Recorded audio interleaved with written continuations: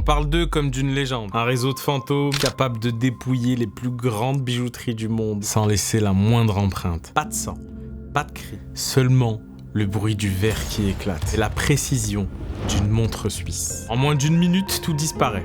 Des diamants, des montres, des colliers. Des millions envolés. Ils n'ont pas de visage, pas de nom. Et pourtant, ils ont frappé partout. Londres, Tokyo, Paris, Dubaï. Toujours avec la même froideur, la même perfection. Chaque coup est millimétré, chaque geste répété comme une chorégraphie. Et quand tout est fini, il ne reste rien. Aucune trace. Aucune erreur. Pour la police internationale, ils représentent l'élite du crime. Pour le grand public, ils incarnent presque une légende. Certains les voient comme des criminels d'élite, d'autres comme les derniers artisans d'un art disparu, celui du braquage parfait. Et derrière cette élégance, derrière ces braquages chronométrés, se cache une organisation née du chaos. Une fraternité issue des Balkans. Une génération marquée par la guerre et qui a trouvé dans le vol sa seule manière d'exister. Voici l'histoire du réseau criminel le plus élégant, le plus méthodique et le plus insaisissable du 21e siècle. Voici l'histoire des Pink Panthers. Pour comprendre les Pink Panthers, faut remonter à la source. Parce qu'un réseau aussi précis, aussi organisé, ça ne sort pas de nulle part. On est à la fin des années 90. Les Balkans viennent de sortir d'une guerre qui a déchiré tout le pays. Serbie, Bosnie, Monténégro, des villes détruites, des familles brisées, une génération entière perdue entre la misère et la violence. Et dans ce chaos, t'as des gens qui ont tout perdu. Quand la guerre s'arrête, ils savent plus quoi faire. Ils ont les compétences, mais plus d'armée. Et c'est là que tout commence. Ils vont transformer leur savoir-faire en autre chose. Ils vont pas faire la guerre, ils vont faire des braquages. Mais pas n'importe comment. Pas le casse de Carrefour ou Intermarché, les petits braquages à 2 balles. Non, non, non, non, non. Les Pink Panthers, c'est pas des voyous impulsifs, c'est des stratèges. Ils préparent chaque coup comme une mission militaire. Repérage, timing, fuite, tout est calculé. Ils ne laissent rien au hasard. Quand une cellule agit, une autre prépare le repli. Quand un membre tombe, un autre prend sa place. C'est pas une bande de potes, c'est un système. Une machine. Et le plus fou, c'est que leur nom, il vient d'un détail ridicule. Début des années 2000, à Londres, la police retrouve un bijou volé caché dans un pot de crème pour le visage. Exactement comme dans le film The Return of the Pink Panther. Et depuis ce jour-là, les médias leur ont collé ce surnom. Un nom iconique, presque classe, pour le réseau qui ne rigole jamais. Aujourd'hui encore, personne ne sait vraiment combien ils sont. Certains parlent de quelques dizaines, d'autres de plusieurs centaines. Mais une chose est sûre, ils ont bâti une réputation mondiale, une signature. Et à partir de là, l'Europe entière va apprendre à les craindre. Parce que ce qui arrive ensuite, c'est une série de braquages qui vont marquer l'histoire. Ce qui rend les Pink Panthers différents, c'est pas les armes, c'est pas non plus le butin, c'est leur manière de faire. Parce que tout chez eux est pensé comme une mission militaire. Chaque seconde, chaque geste, chaque bruit. Ils observent pendant des semaines. Ils notent les horaires, les rondes de sécurité, la façon dont la lumière se reflète sur la vitrine, les passages devant la boutique. Ils savent exactement combien de temps il faut à la police pour arriver. Et ils savent comment disparaître avant même qu'on comprenne ce qu'il s'est passé. Les Pink Panthers, c'est pas du hasard, c'est de la chorégraphie. Ils arrivent souvent déguisés, faux livreurs, faux ouvriers. Certains se pointent avec des nacelles, comme s'ils faisaient des travaux sur la façade. D'autres se garent juste devant la boutique, coupent les caméras et en quelques secondes, les vitrines volent en éclats. Mais ce qui fait vraiment la différence, c'est la coordination. Pendant que 2 gars ramassent les bijoux, un 3e surveille le chrono, un autre sécurise la sortie et un dernier prépare déjà la fuite. Quand le premier casse, le dernier démarre. C'est une partition, un ballet parfaitement réglé. Et la fuite, elle aussi, elle est millimétrée. Les Panthers utilisent tout. Voitures, motos, bateaux, monte-charge. Ils créent parfois de faux chantiers ou de fausses livraisons pour sortir tranquillement, comme si de rien n'était. Leur force, c'est pas la violence, c'est le calme et l'efficacité. Ils ne tuent pas, ils ne crient pas, ils agissent vite, proprement et disparaissent dans la foule. Et quand on regarde leur opération, on se rend compte d'une seule chose. Les Pink Panthers, c'est pas des amateurs, c'est un réseau qui a ses codes, ses repères et surtout un respect absolu du timing. 1 minute de trop, c'est la prison. 1 minute de moins, c'est le jackpot. Et c'est ce sens du détail, cette maîtrise du temps, qui va les rendre intouchables pendant des années. Chaque braquage, c'est pas juste un vol, c'est une démonstration. Personne ne peut nous arrêter. Une légende, ça se construit sur des faits. Et les Pink Panthers ont laissé des traces partout dans le monde. Le premier qui attire vraiment l'attention, il a lieu à Londres. Début des années 2000, boutique Graf Diamonds, le temple du luxe. Les mecs entrent déguisés, tranquille, pas de masse de braqueurs, pas de cagoule, on n'est pas dans Hit là. Eux, ils sont habillés en costume, ont des montres et des manières. Tout semble normal. Puis, en quelques secondes, le ton change. Les armes sortent, les vitrines tombent et en moins de 3 minutes, plus de 30 millions de livres de bijoux disparaissent. Un des plus gros braquages de l'histoire du Royaume-Uni. Et le plus fort, c'est que les caméras les filment de A à Z. Mais ça change rien parce qu'ils sont déjà loin. Et une fois dehors, les pierres partent dans plusieurs pays différents, revendues, démontées, retaillées, impossible à retracer. Londres, c'est le point de départ, mais ce n'est que le début. Quelques années plus tard, direction la France. À Saint-Tropez par exemple, les gars débarquent dans une bijouterie en plein été. Les touristes sont partout, les rues sont bondées. Ils font le coup en moins d'1 minute et repartent tranquillement à pied jusqu'au port.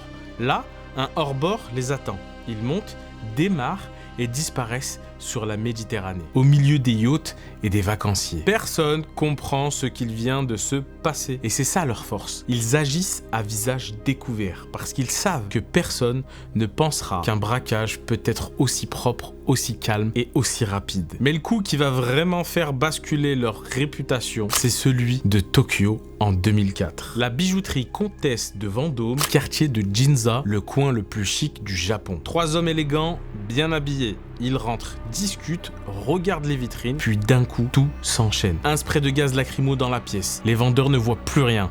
Pendant ce laps de temps, les 2 autres font exploser les vitrines et les Panthers s'emparent de bijoux estimés à plus de 20 millions de dollars. Ils sortent, montent dans une voiture et en quelques minutes, ils se sont volatilisés dans une ville de 14 millions d'habitants. Le Japon n'avait jamais vu ça. Une efficacité parfaite, sans violence inutile. Et enfin, vient le coup le plus symbolique, le braquage qui va rendre leur nom mondialement connu.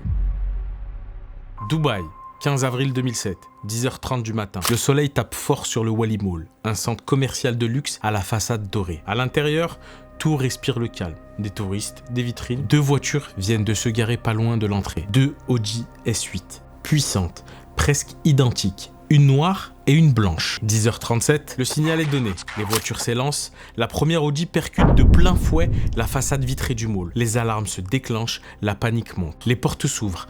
4 hommes cagoulés, gantés, équipés de masses et de sacs noirs.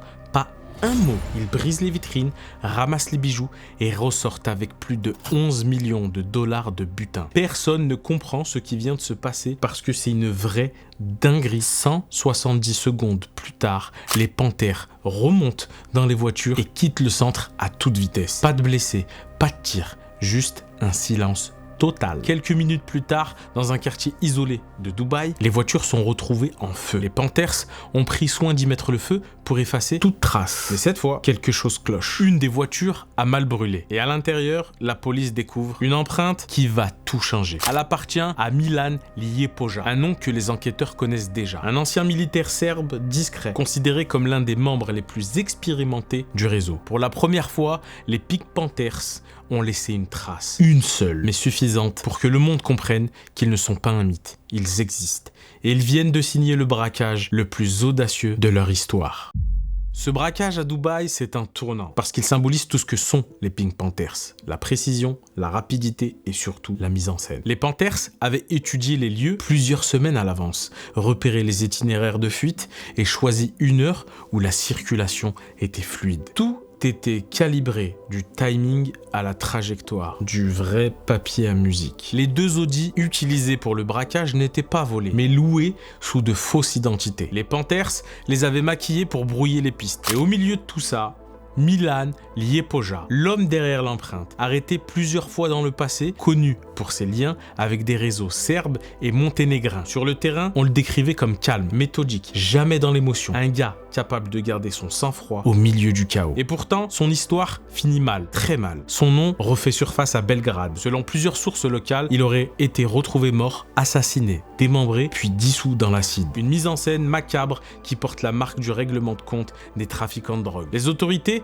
n'ont jamais officiellement confirmé tous les détails. Mais une chose est sûre, le nom de Milan Ljepoja a marqué un tournant dans la traque des Pink Panthers. Parce qu'à partir de lui, Interpol a pu relier d'autres empreintes, d'autres noms et d'autres visages. Des figures comme Dragan Mikic, considéré par beaucoup comme l'un des fondateurs, un homme qui s'est échappé de prison plusieurs fois et qui a organisé plusieurs coups à travers l'Europe. Ou encore Duško Martinović, logisticien organisateur de revente, arrêté puis relâché avant de disparaître dans la nature. Certains ont été arrêtés, d'autres exécutés. Leur force, c'est la dispersion. Chaque cellule agit seule, mais reste connectés par le même code, la même discipline. Pas de chef visible, pas de hiérarchie apparente, juste une philosophie. Efficacité, silence et loyauté. Les Pink Panthers ont survécu aux arrestations, aux trahisons et même à la mort de certains de leurs membres. Parce qu'ils ne reposent pas sur un seul homme, ni sur un pays, mais sur une idée. Avec assez d'intelligence, de sang-froid et de précision, tout système peut être contourné, même le meilleur. Et c'est cette idée-là qui les rend encore dangereux aujourd'hui. Parce que tant qu'elle existera, le mythe des Pink Panthers,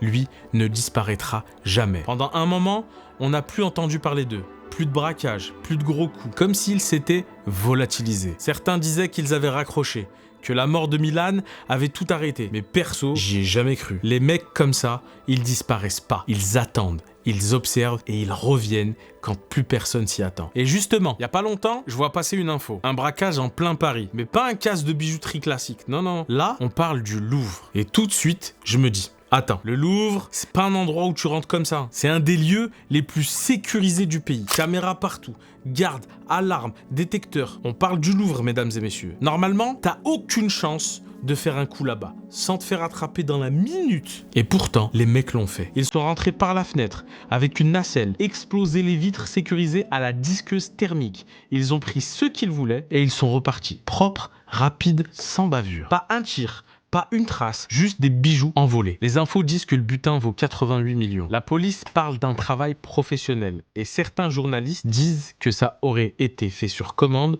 pour des riches collectionneurs, peut-être même des milliardaires. Et je vous dis la vérité, ce genre de plan-là, il n'y a qu'un seul groupe au monde qui sait le faire comme ça. Les Pink Panthers. C'est pas une preuve, qu'on soit bien clair, mais le style, la rapidité, cette petite patte, c'est exactement leur manière de bosser. Pas de violence, pas de bavure, juste un travail chirurgical. Et le pire, c'est qu'ils ont fait ça à Paris, en 2025, sous les caméras, comme pour dire « Eh oh, on est encore là !»